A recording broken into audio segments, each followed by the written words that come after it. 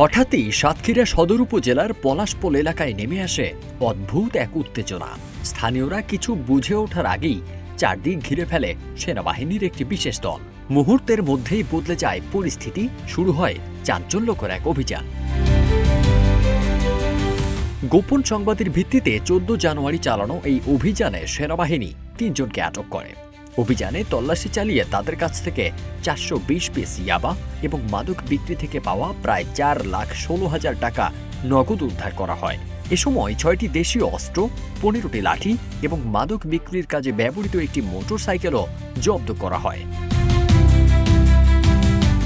আটক ব্যক্তিরা হলেন পলাশপোল এলাকার আমিনুল সর্দারের ছেলে মোহাম্মদ ইয়াসিন আরাফাত, কামালনগর এলাকার মৃত আব্দুর রাজ্জাকের ছেলে মোহাম্মদ রাকিব হোসেন এবং মৃত মুকুল হোসেনের ছেলে মোহাম্মদ মুরাদ হোসেন।